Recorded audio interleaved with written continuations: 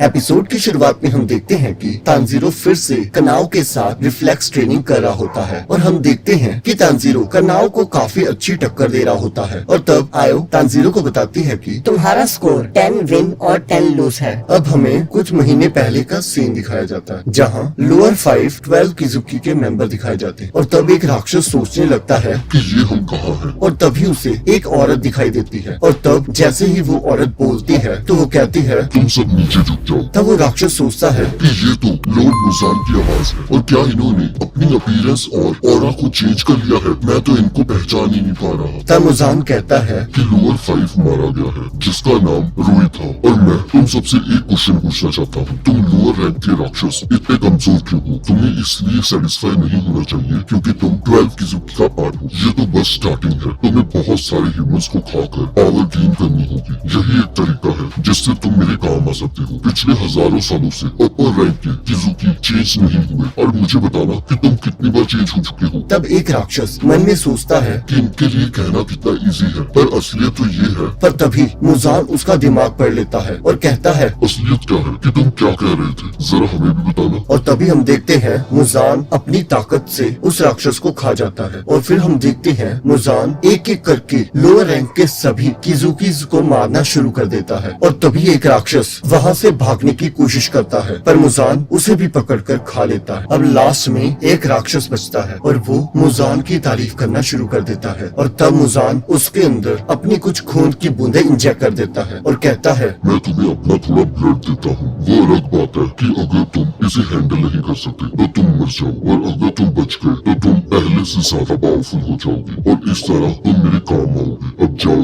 अगर तुमने उस डेमोस्ट्रेट को हरा दिया जिसने हानाफुड़ा इयररिंग्स पहनी है, मैं तुम्हें और ब्लड दूंगा। और अब उस राक्षस को मुजान के ब्लड की वजह से तानजीरो का फेस दिखाई देता है और यहाँ दूसरी ओर हम देखते हैं कि एक क्रू तानजीरो और उनके साथियों के पास आता है और उन्हें बताता है कि एक ट्रेन है जिसके 40 से भी ज्यादा पैसेंजर्स गायब हो चुके हैं। तुम्हें ये ऑर्डर दिए जाते हैं कि तुम फ्लेम हाशिरा रेंगुको को असिस्ट करोगे। अब तुम्हें वेस्ट की ओर जाना चाहिए। अब दूसरी ओर मास्टर शिनोबू को बताते हैं कि मैंने मूवमेंट ट्रेन के मिशन के लिए तानजीरो और बाकियों को चुना है और मैं पूछना चाहूंगा कि तुमने तानजीरो को इस काम के लिए क्यों रेकमेंड किया? तब शिनोबू बताती है कि तानजीरो की सोल बहुत प्योर है और उसके अंदर डिटर्मिनेशन पावर है और मुझे पूरा यकीन है कि वो कुछ करके दिखाएगा और उसके दिमाग में मुजान को हराने का गोल बिल्कुल क्लियर है। तब मास्टर कहते हैं कि इस बात पर तो मैं तुम्हारे साथ एग्री करता हूँ। तब शिनोबू मास्टर को बताती है कि तानजीरो के फादर फायर ब्रीथिंग को यूज करते थे और हो सकता है कि इस जर्नी में रेंगुकू उसकी इस चीज में हेल्प कर सके। तब मास्टर कहते हैं सही कहा।